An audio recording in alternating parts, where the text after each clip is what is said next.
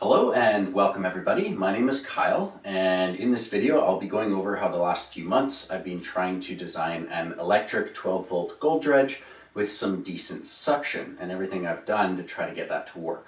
So first, I just want to put this into perspective. Electric doesn't necessarily mean not powerful. We've got 1,000 horsepower cars these days that can go highway speeds, 10-second quarter miles. It's not a matter of how much power you can make with electricity, but the battery capacity to run for an extended period of time can be quite challenging. So rather than just get a big electric motor and throw a couple horsepower of electric at this problem, I'm really trying to break things down into getting the maximum efficiency possible so that we can run this off of some smaller batteries and actually get a decent runtime. To start out, I'm using this Seaflow 3,700 gallon per hour bilge pump. The reason I chose this is because the Rule brand is like $400 for one of these. This I picked up for $90. This is Australian dollars. It's probably like 3 cents American. But yeah, so for 90 bucks, of all the cheap options out there, I chose Seaflow because you can buy it in Australia, you can buy it in the US, you can buy it in Canada, you can get these in Brazil, in Europe. They're global, so if I can do something with this pump that works, it means that everyone around the world has the potential to, 3D print these parts, buy one of these off their local eBay or Amazon or whatever, and you can make one of these work once I get everything dialed in. For now, what I've tried to do initially is there any low-hanging fruit just by making an impeller for this thing? This is the stock impeller. It has 3 blades and it's an open face. And it kind of fits up against the bottom of this. But there's a gap between this end of the impeller where some high pressure water can circle back around and it loses a little bit of efficiency. The other thing is, I did a lot of testing. You can check out the previous videos to see the philosophy behind that. As a young boy, I dreamt of the day when I would be able to hang out in a bathroom by myself, squirting water through a variety of plastic nozzles, collecting all that juicy data and writing it down on a toilet seat. Then, and only then, would my life truly have purpose and meaning. Too big of a nozzle, it's just this slow, lazy flow of water. You're not getting all the energy out of it. Too small of a nozzle, you're getting a lot of pressure and velocity, but there's just not enough water to make a difference. So there's this perfect middle ground Goldilocks size of nozzle where you'll get the most energy out of a system. And by testing that, I tested it with this, and at the point where I got the most energy was a 15 millimeter nozzle. This running wide open uses about 185, 190 watts, and when I'm running next down into that smaller nozzle, there's less water coming into the pump, so it actually uses a little bit less wattage. It was down to like 165 or something. So the first thing I was able to do is just build my impeller slightly bigger so that I'm not going over the rated power of about that 185, 190, but at the 15 millimeter nozzle. So it was optimizing this to one of these without just trying to supercharge this thing. The other thing I was able to do was by putting a front face on the impeller. So this front face here prevents some of that leak back and makes it slightly more efficient. And the front here seals up nicely against where this used to seal. I tried doing a seal like this that goes through the hole, but just the alignment of this pump, it didn't allow me to do that on this. At the end of the day, what this means is just by swapping like a stock one of these, you pop this off, you pop this on, you will get 25% more energy going into your jet to begin with. So long as your jet is somewhat efficient, 25% extra for no extra power used, pretty good start. And by doing that, we're seeing some good results here. But I just finished testing a suction nozzle right here compared to this triple jet and this triple jet. In a previous video, I also tested like a single jet versus a double jet versus a triple jet. So long as the total cross-sectional area of your jets is the same, and you're hitting that ideal, in this case 15 millimeter diameter, there's really no measurable difference in efficiency. I could have sworn I would do better with a triple jet than a single jet, but the actual suction you get through a properly sized triple jet, being 3 smaller holes as opposed to 1 larger hole single jet, not really any benefit there, at least not low-hanging fruit. Here's the triple jet, and it's a water jacket, so all the water sprays down those holes. And I just took a regular rubber band because I was getting a little bit more leakage than I would like. So now that should screw on and pinch up against that rubber band. I'll just tighten it in, and then we'll give this a proper test. Where a triple jet is better is it mixes in a shorter distance of pipe. So the single jet, I have a whole bunch of these little pieces here. So this just screws on and off, the tail piece. This doesn't create very good suction. You need a little bit of a pipe here for the mixing to occur to create that suction. So I was able to test various lengths, and you need less length after the jet before your sluice box if you have a triple jet than a single jet. So there is some advantage just to form factor, but not to overall suction. The suction nozzle is actually the most efficient of all of these. So if I place this here, or the suction nozzle here, the suction nozzle, got it written down here, seems to be about 15% more efficient than these guys. These were pretty much neck and neck, and I really wanted to test whether, just so you know, these three jets are identical in this jet and this jet. The only difference is this is a water jacket design. So I've got three jets right here. The water comes into this, spreads as evenly as possible around this water jacket, and just the way it fits like this. There's a little leakage of water here, so you just take a rubber band, put it around there, and then screw this on, and it's watertight and nice and short. And I was really happy to see that this is just as efficient as this, because this is a lot harder to 3D model and just takes longer to print. So if you are going to use a jet log, this design right here actually works really, really good. But both of these are about 15% less efficient than running that over here. However, there's something that happens in the hose here where on the suction side of that jet, there's less water. So if I'm running this here, there's a certain amount of water flowing up this tube, and then this adds extra water at the jet, and there's more water flowing back here. So because the suction nozzle is at that end of the hose, there's more water flowing through the hose, and this hose has kind of a rough inside. It's not the best dredging hose. It causes resistance, and so that actually eats up some of the advantage that you would get by having, the jet back here.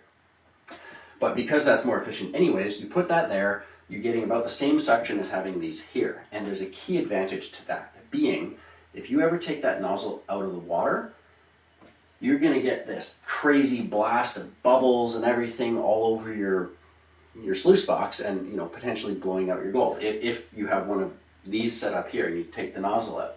Whereas with that, it has time to sort of calm down in the pipe, and your sluice box still gets water flowing over it while you are, getting air in the nozzle. So by having a suction nozzle there, it's way better if you're ever going to let that nozzle come out of the water, which for a small dredge like this, shallow water, long arming, that's just a reality. It's going to happen. So this is to demonstrate what will happen if you have a triple jet log and you let air get sucked in. We saw with the suction nozzle, it can mix throughout the entire hose and your gold would be safe. Whereas in this case, the second I lift this up to get some air in, even subsurface, it's just blasting your gold.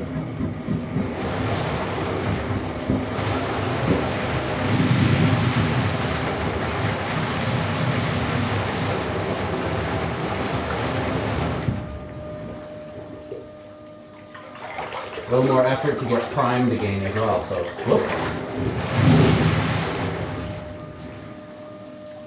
That's all it takes to lose gold. So if you're going to do a jet log like this instead of a suction nozzle, you really need some sort of a crash box instead of just flaring into your sluice. I know there's solutions with, you have a flap or you angle the jet log so that all this mess doesn't spray into the sluice, but you're still turning on and off the water flow in there. Not good for recovery. That is why for a small dredge where you might be in shallow water and you risk ever having that happen, I really like a crash box instead of a flare.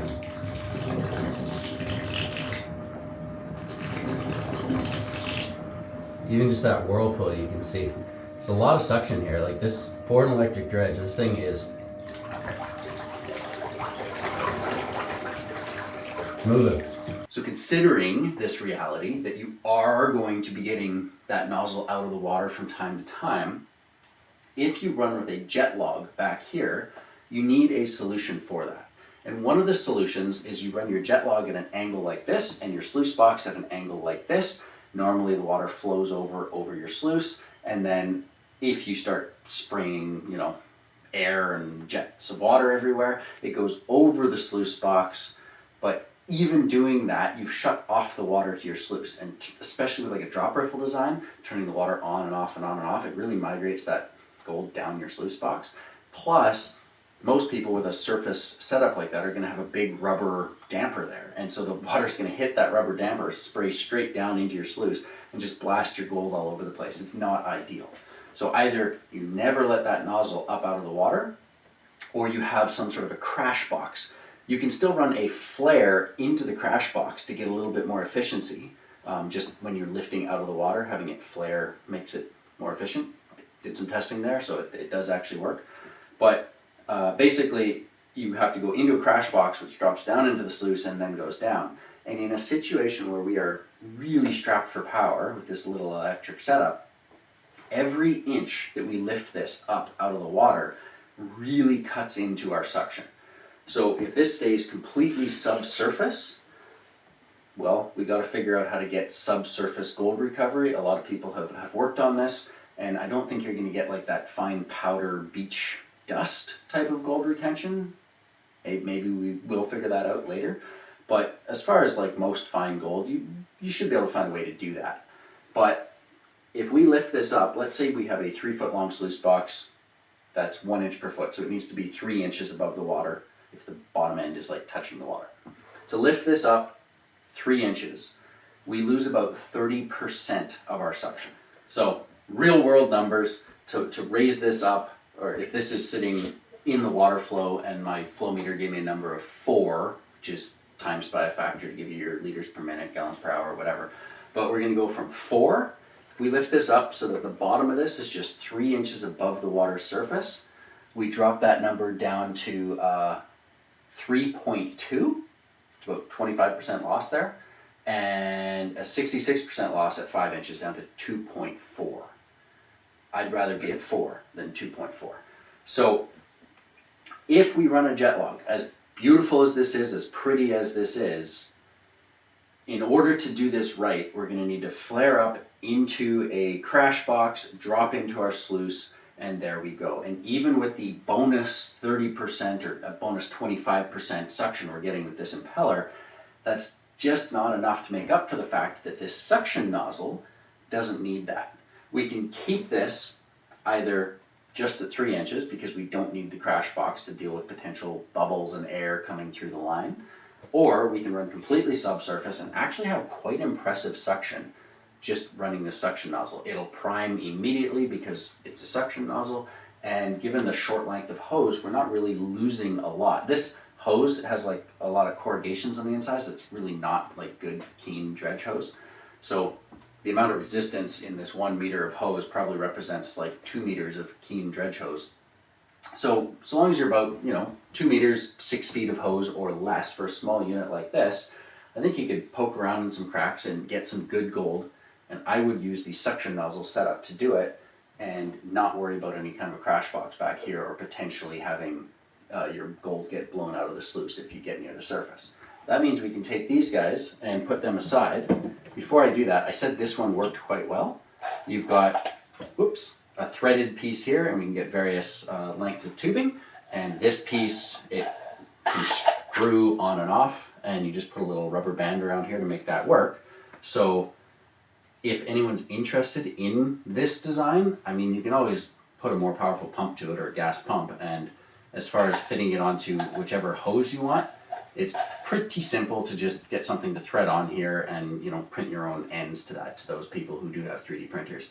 So I'll potentially make this available on my website, and in time when I dial in the suction nozzle and everything, we can put those on there as well. But cool little unit, works great. Just, I think the best solution for this setup is to run a suction nozzle at this point.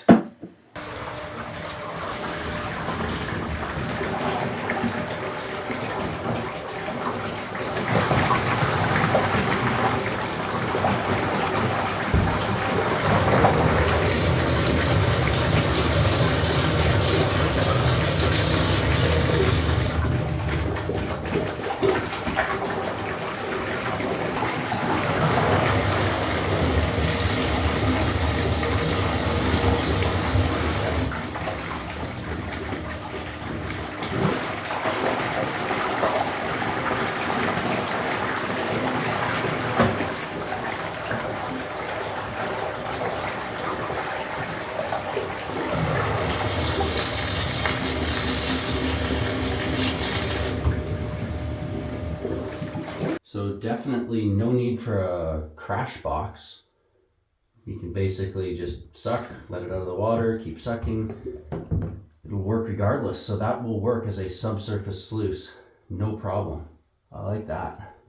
So our suction nozzle, how might we float this out there? And then I'll give you a little closer view of that. But what I have here is a waterproof on-off switch that we could stick on the side of this Pelican case.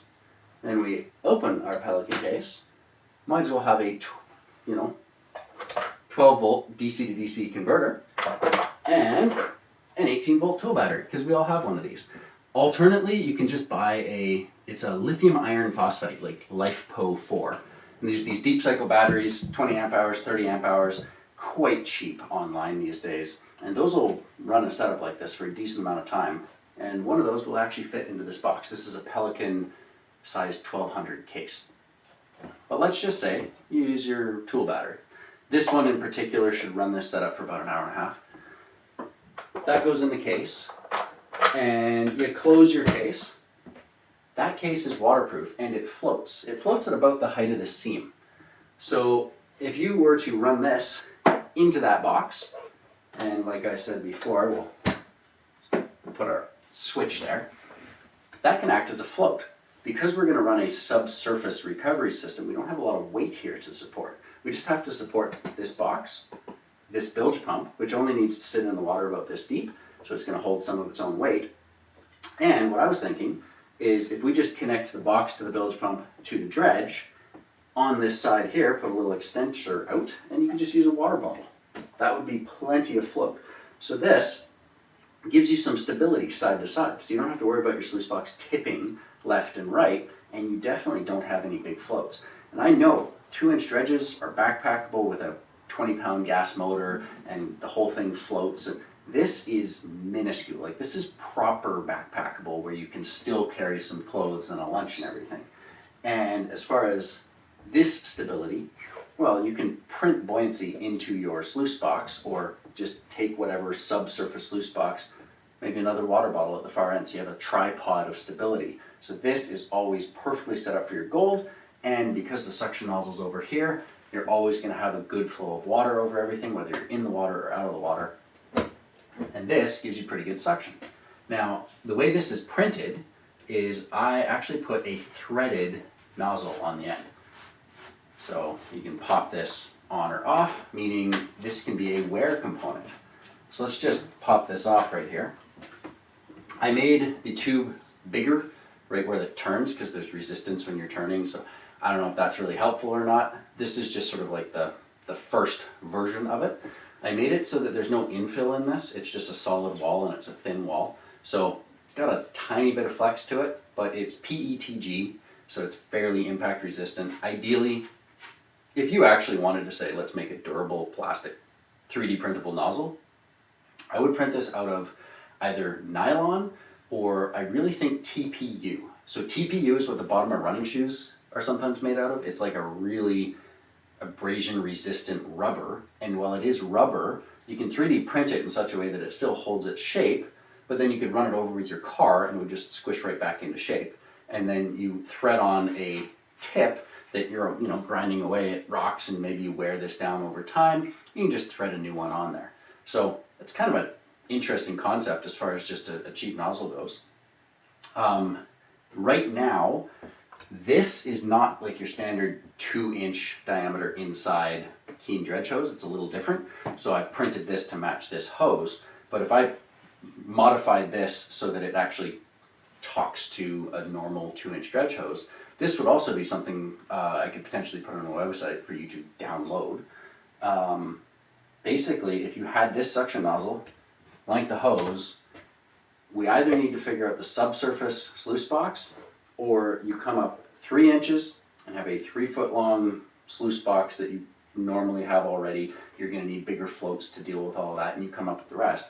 But it would have enough suction, even at 3 inches out, that with this impeller and this, providing you have, say, a 1 or 2 meter long suction hose, you're good to go. This will actually like suck stones and rocks and gravel, and you can dredge with this in a pinch. What's next for me is I actually want to hook this thing up and get the electronics set up and figure out how to plug all this together. And then I want to work on the recovery system. Part of this whole thing for me is it's a learning experience. I've always been really interested in dredging. I've had a few opportunities over the years to like dabble here and there, but it's not allowed near where I live. So I've never really been able to actually just go and dredge and put in the hours. So take all this with a grain of salt. I don't really know what I'm doing, but I'm really interested in this stuff. So throughout this process, I was able to figure out, okay, how do I make the most efficient jet log, for example? So if you're building a giant beast out in Nome, you've got a big diesel pump, and you're like, I don't know, what size jet should I do, or all this kind of stuff. I've sort of got a pretty good map of how that works, and in my previous videos, I think I go over that a little bit better if you're interested in that sort of thing. But just to make this all fit together and work, the remaining part that I really don't understand is subsurface fine gold recovery. And this is a 6-inch wide sluice box. A typical 2-inch dredge has a 12-inch wide sluice box. But it's 12 inches wide, and the water is sort of a thin layer rolling over the bottom. In this case, the water has to fill the entire thing, and so it's going to be traveling slower. I actually think this needs to be about 5 inches wide, not 6 inches wide. I know I'm mixing my units between metric and freedom units, but you can understand what I'm getting at. But if we were to put a gold recovery mat in a section behind this, we should be able to observe and see, like, well, does it need more flow? Is it packing up? Or is it, getting scoured out? Do we need less flow? And so long as we have consistent flow coming from a suction nozzle, and this is held flat and at the correct angle, we should be able to dial this in to work. The only limiting factor will be yards per hour, so to speak, or like the feed rate. This is only 6 inches wide. So if we get the water flowing correctly for a 6-inch wide sluice, you would technically have half the capacity of your 12-inch wide sluice. So we'll probably have to work a little bit slower to do this. The only thing you do to get around that, let's say you build like a 10-inch Nome gold dredge, is you could classify everything that goes through your giant dredge into smaller sections, and then this doesn't need to be 2 inches tall. This could be 1 inch tall. So you could have like a multi-level sluice box, each having 1 inch tall, which would spread all of that fine material out, get all the flow right, and then you wouldn't need to, lift 40 feet up to the surface. You could do it all as a subsurface setup by using kind of a sump system, just like a subsurface version of Keen's got this 6-inch Supermax that has like a sump at the end that takes all the fine gold and puts it over some separate sluice boxes. I think you could do that all subsurface. The trick is, this will be the research project to figure out how the subsurface gold recovery actually works.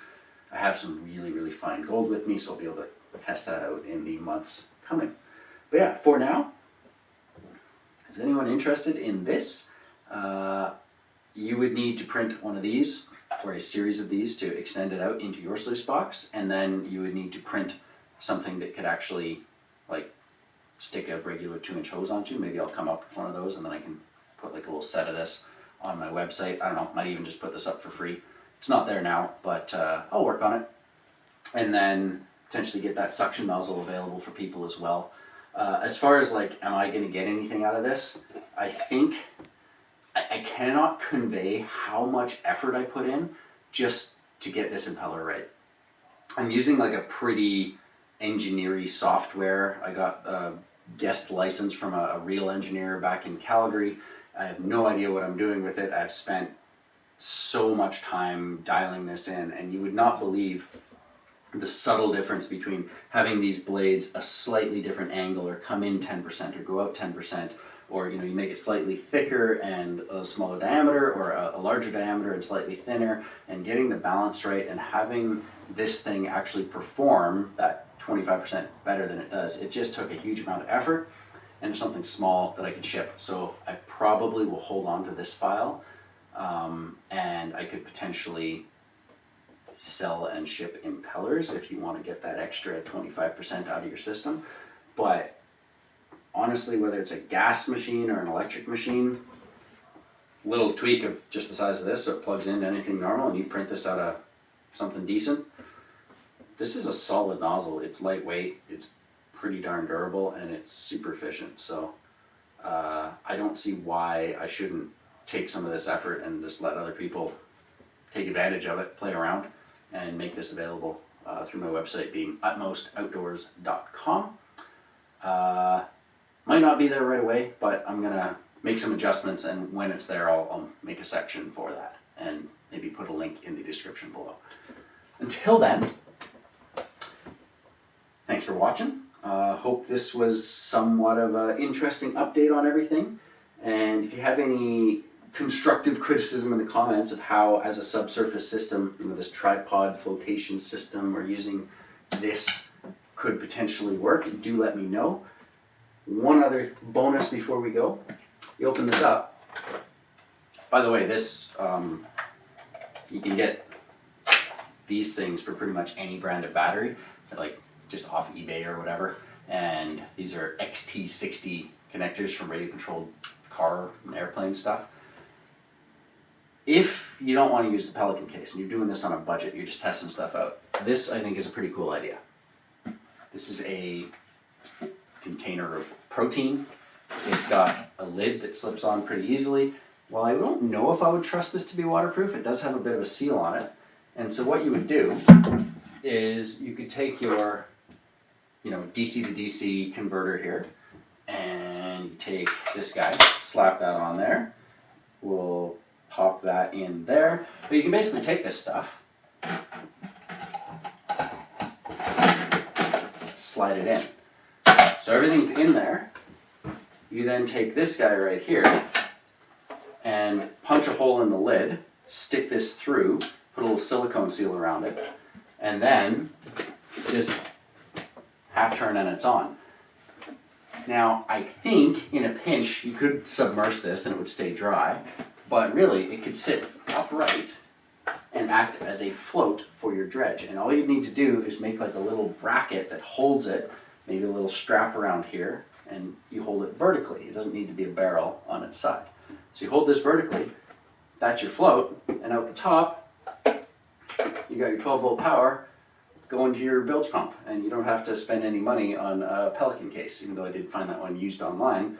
This is free. So lots of ideas of how we can get this to work. Hopefully, as a community, we will get a electric gold dredge that's, fuel efficient or can run for a decent amount of time on a cheap battery and actually have some decent suction. And we're well on the way to getting there. I basically just have to figure out subsurface gold recovery, and this thing will become something cool. So until the next gold dredging video, who knows what I'll be up to next, but yeah, we'll catch you in the next one. Till then, cheers everybody.